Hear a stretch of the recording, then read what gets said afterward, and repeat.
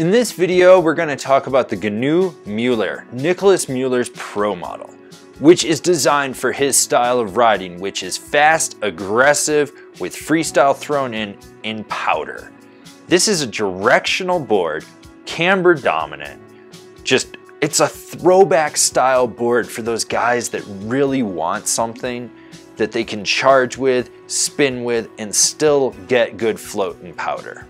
This board features Mervin's C3 camber profile, which is their take on Camber 2.0. So there's an ever so slight mellow reverse camber into the camber zones underfoot, and then it goes down into flat. You have to load it up. It's gonna have a lot of pop. It's gonna have a lot of response to it. You're gonna feel like you're riding traditional camber with C3. Okay, so let's look at Nicholas Muller's pro model, the Mullair's flex pattern. It's directional. Softer nose, stiffer tail, stiffens up through the middle.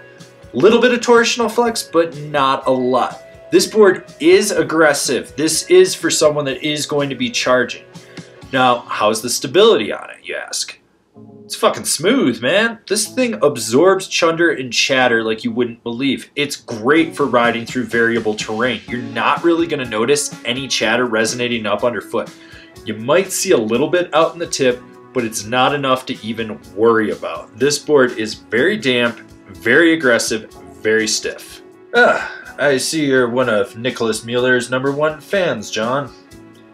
This guy, can't take him anywhere. There's a lot of snap in this board, and you're gonna notice that right where the C3 starts to taper back off behind the back foot is an ideal spot to pop from. This is a board that when you load up, you're gonna feel that rebound come right back out of it. It's aggressive. As this is more of a free ride powder chasing board like Nico's style, that's great. I mean, you can really load this board up and boost. So how is it on jumps? Well, now you can do park jumps if you want, but it's really designed for backcountry jumps. This is a board for going out and spinning into fresh powder, you know, just popping off things. And it's solid. It gets the job done. It's just stiff and aggressive. You have to be prepared for that. I'm not Nico, you're not Nico, so we're probably not gonna butter this the same way he does. Is it doable? Yes, but you're going to put all your weight and effort into buttering this board. It just takes a lot out of you. Now, I did try to hit some rails, and I'm just gonna tell you, it wasn't fucking pretty. It just didn't happen. I'm leaving it at that. It was like, I don't even know why you would take this thing in the park, but I did it anyways. I'm a fucking idiot, and we're just gonna go with it from there and move on to the next section. This is one of those boards that's very easy to get on edge, but once it's there, driving it takes a lot of effort. It's not a board that when you're in the middle of the carve, you can't just center flex the board and try to get it to change that apex of the arc. You're going to be locked in for the long haul with this board. It does have a lot of snap out of the tail, which is nice when you're exiting a turn. Be prepared to load it up and slingshot out. But overall, this board's better for long swooping carves, deep, hard, aggressive Euro carves where you're laid over and going across the whole mountain laying low rather than tight technical Euro carves where you're deep and driving in.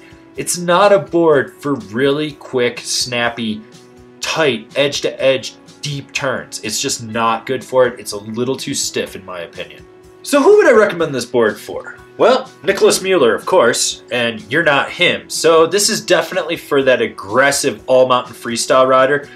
That's version of freestyle is like powder 360s, maybe a nose roll here and there, but isn't going in the park. Someone that's going out and actively chasing pow, popping pillows, cliffs, you know, tree runs that are steep, just going out after fresh pow. That's who this board's for.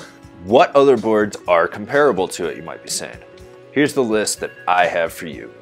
The Ride Berserker, the Arbor Sin Nombre, the Libtech Swiss Knife, which I'm convinced fully is pretty much this board's shape with a little more taper, the K2 Joy Driver, the Rome Sawtooth. Alright, so now you've decided what snowboard you're going to get, and you're going to decide where you're going to buy it. If you're shopping local, awesome. Slap your local shop guys a high five and tell them they're killing it.